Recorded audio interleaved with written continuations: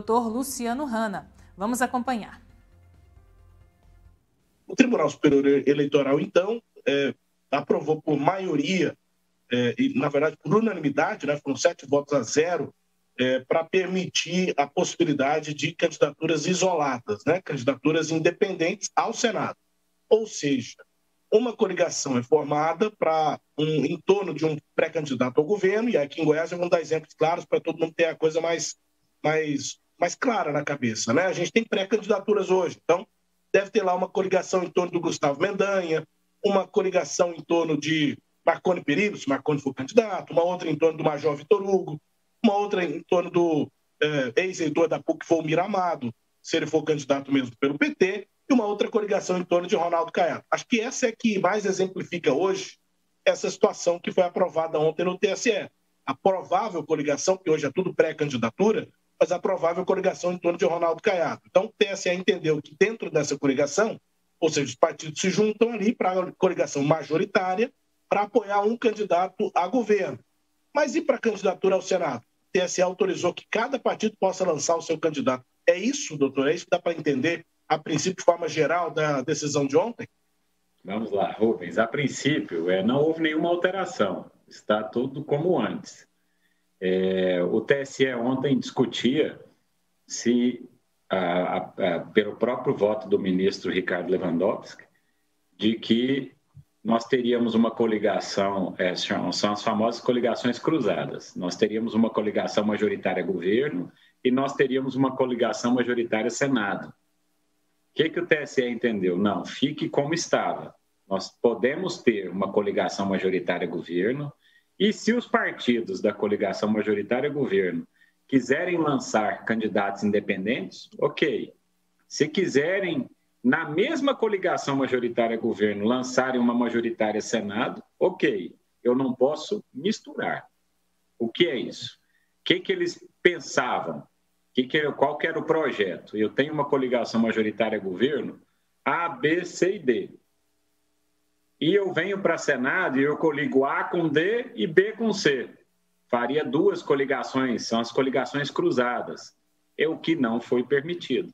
Eu posso ter uma coligação majoritária governo e no que tange a Senado, ou eu tenho uma coligação majoritária Senado igual a que eu tenho do governo, ou eu lanço candidatura isolada. Então, eu não posso ter essas coligações cruzadas. Então, a coligação cruzada, ela é quando os partidos que estão em torno de um candidato ao governo se alinham com outro candidato ao governo. Mas e dentro dessa mesma coligação? Não? Então, a minha dúvida é essa. Se dentro da mesma coligação, se para o Senado, digamos que tem lá 5 partidos apoiando um candidato ao governador, Isso. 3 deles podem apoiar um candidato ao Senado e 2 outro candidato? Não, né? Não aí é cada partido sozinho, né? Cada partido sai sozinho. Ou 5 apoiam um candidato a Senado e um a governo, ou os 5 apoiam um candidato ao governo e a Senado os 5 lançam um candidato. Cada um lança seu candidato. Entendi. Eles não podem. Então, essa coligação cruzada é que não foi permitida, que ficou 4-3. Foi a maior discussão. Então, assim, quando eu ouço falar a mudança que aconteceu no TSE ontem, não. Ontem só referendou que é para ficar como antes. Não mude nada. Que são permitidos... Mas tem essa mudança da quantidade de candidatos a Senado dentro da mesma coligação. Né? Isso, a coligação não mudou. Isso não mudou, Rubens. Mas isso já poderia. Não, isso já podia. Só não era usual. Por quê? Porque eu tenho, na prática, uma coligação majoritária Senado e uma coligação majoritária governo. Na prática, ele é mais fácil. Então, você não tinha, dentro de uma coligação, governo, você não tinha 6, 7 vontades. Você tinha em torno de uma, então não tinha essa discussão. Nesse cenário que ficaram em Goiás, principalmente, são mais outros 2 estados que estavam discutindo essa polêmica, é porque dentro de um pensamento a governo surgiram vários candidatos a Senado. Então, antes não, mas poderia, só não era usual, mas já se quisessem fazer, poderia ser feito. Mas é porque, normalmente, dentro dessas coligações majoritária-governo, já havia um nome para o Senado. Então, não tinha essa discussão. Você tentava, 3, 4 candidatos tentavam espaço, mas chegavam ao consenso de um. E o outro já ia ser suplente, o outro segundo suplente, o outro poderia sair federal e estava tudo resolvido. Era uma composição. Neste cenário aqui, foi quando o deputado esteve fazendo essa consulta. Então, ele queria saber se poderia fazer as coligações cruzadas. Tipo, eu tenho 5 partidos majoritários a governo. Só que eu, para Senado, eu quero coligar com 3 desses 5. Não posso. Eu coligo com 5, ou cada um lança o seu, ou você não é permitida essa coligação cruzada. Então, é tudo como antes. Antes já podia ser feito isso. Essa discussão vem desde 2010, é uma discussão antiga, é uma discussão polêmica. E se passasse a questão do voto do ministro Ricardo Lewandowski, nós teríamos que ter uma regulamentação. Não era tão simples assim. Se poderia acontecer, se tivesse possibilidade de acontecer essas coligações cruzadas dentro da majoritária Senado, nós teríamos que ter uma regulamentação, porque senão nós haveríamos aí de ter algumas decisões conflitantes de estados. Os tribunais regionais eleitorais poderiam pensar diferente se não houvesse regulamentação sobre isso. Uhum. Entendi. Então, isso já existia, o cenário que foi aprovado no TSE já existia, mas pensando aqui na realidade política, seria um racha, né? Você tem uma coligação racha, e, tradicionalmente, a coligação tem um candidato a governador, um candidato a Senado, um candidato a vice-governador. E aí, se um desses partidos que estão na coligação resolve lançar um outro candidato a Senado, seria um racha, né? E aí, em eleições anteriores, a gente sabe que a coisa se divide, vira uma discussão interna e alguma coisa acontece. Ou esse partido sai, né, da formação até o prazo das convenções, vai para um outro rumo, ou então ele tende a abrir mão, tende a se convencer de que tem que apoiar um outro nome. Isso é o que a gente estava acostumado. Só que isso era tão tradicional, digamos, né, doutor Luciano, que acho que até os próprios partidos estavam se questionando, não, mas eu posso lançar um candidato?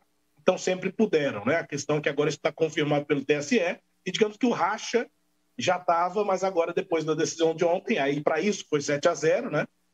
Para isso os ministros, então, não tiveram dúvida que os partidos podem isoladamente lançar seus candidatos. Podem, desde que a majoritária governo esteja corretamente mantida. Agora, uma dúvida que fica, doutor. Então, vamos lá. Como não é nada usual, né? Nas campanhas anteriores a gente não teve mais de uma candidatura a Senado dentro da mesma coligação para governo, como é que fica, por exemplo, o tempo de propaganda de rádio e TV? Os candidatos ao Senado que saírem, digamos que aí hoje, na base, por exemplo, do governador Ronaldo Caiado, nós temos 5 pré-candidatos. 2 são do mesmo partido, então a União Brasil tem que escolher um deles. Então vamos dizer que tenhamos 4. Como é que fica o tempo de TV, por exemplo? Divide igualmente, porque cada um é de um partido. Cada partido desse tem mais ou menos tempo. Aí vai usar o tempo do partido, divide igualmente o tempo da coligação. Como é que fica, doutor? Aí vem para a coligação majoritária governo divide e depois fraciona para Senado, deputado federal e estadual. Né? Depois vem para trás. Mas e entre os senadores, algum deles vai ter mais tempo do que outro? Desses candidatos a Senado? Aí depende do partido, né? Aí tem que partido a partido. Aí sim, aí normalmente um tem mais tempo que o outro. Com certeza. Entendi. Tá, então pois é, mas é porque a coligação pode ter mais de 4 partidos. Provavelmente vai ter mais de 4 partidos. Deva ter. Eu acho que e aí o tempo total da coligação dos outros partidos todos se junta e é dividido entre eles, proporcionalmente ao peso de cada partido. Aí tem os requisitos. Tem uns requisitos legais que vem, o TRE vem dentro daquele contexto, depois das convenções, e faz o tempo de cada partido, de cada coligação.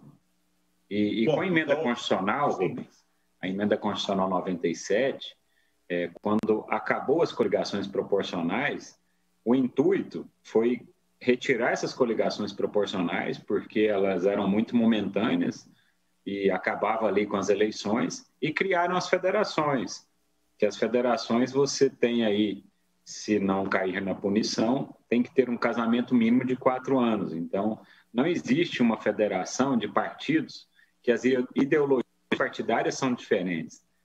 Partidos, para federarem, têm que ter a mesma ideologia. Por quê? Porque eles vão ter que estar juntos no mínimo 4 anos. Então, o fim, na emenda constitucional 97 de 2017, ligações proporcionais, foi para gerar isso. O TSE ontem até o ministro Mauro Campbell disse, em respeito à emenda constitucional, ao que o legislador quis colocar, eles não criaram essas coligações cruzadas na majoritária Senado. Então, eu vejo com muita prudência, veja você, uma decisão de ontem que não alterou em nada, só não era usual, mas era permitido, e nós já temos esse tanto de problemas, de dúvidas, né, que são tempo de propaganda, material de propaganda, como será? Eu, candidato isolado ao Senado, vou ter um material meu, e eu vou ter um material meu com o governo, e o meu deputado federal e o estadual que está fazendo dobradinha comigo. Aí, se eu tiver, dentro do meu contexto, candidato a Senado, eu tenho um vínculo com alguém de uma oposição. Então, eu vou fazer um material sem governo, tendo a dobradinha. Veja você, agora, se eu permito a coligação cruzada, e sem regulamentação pelo Tribunal Superior Eleitoral, eu iria criar uma celeuma jurídica. Então, as coisas não iriam bem, está muito em cima. Então, eu vislumbro que o TSE ontem quis permanecer como está, até para trazer aí uma estabilidade partidária na campanha, sabe? Nós não termos aí essas gerais tanto de conflito e dúvidas, né? Porque seriam uma série de consultas junto aos tribunais para que nós pudéssemos ter alguma resposta, né, de como conduzir. As convenções, nós teríamos uma ata para a majoritária Senado, uma ata para a majoritária governo e uma ata para as chapas proporcionais. Então, gerariam uma série de conflitos. Doutor Luciano, o conceito para a decisão dessa possibilidade que já existia, mas que foi confirmada ontem, é o da autonomia partidária. Cada partido tem autonomia para lançar o seu candidato. E aí, nas coligações cruzadas, a autonomia existe, mas nem tanto. E por isso aí a autonomia é ser do candidato. O que eles quiseram vincular? Que a autonomia continuasse com os partidos.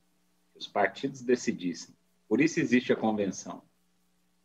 Por isso disso. Então, eu não tenho... Quando eu me filio a um partido, eu tenho que pensar de saber a ideologia partidária. Então, eu posso filiar por filiar, porque um dia eu posso ser questionado sobre isso.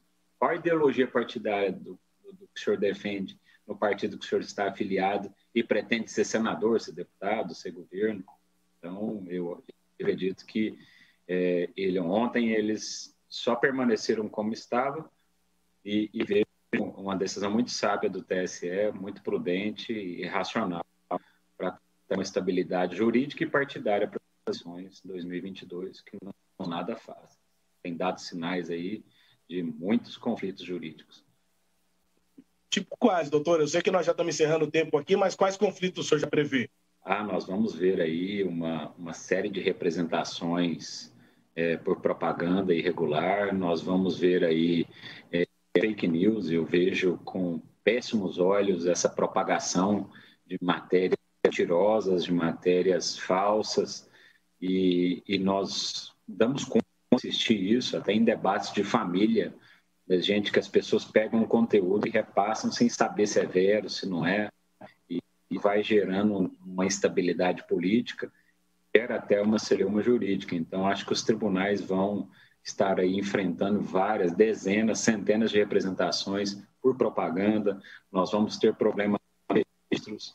Então, eu ouso dizer que 2022 nós teremos uma das eleições mais judicializadas que o TRE, que todos os TREs já viram aí,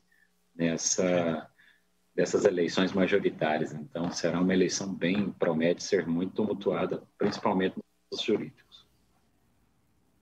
Agora são 8 horas.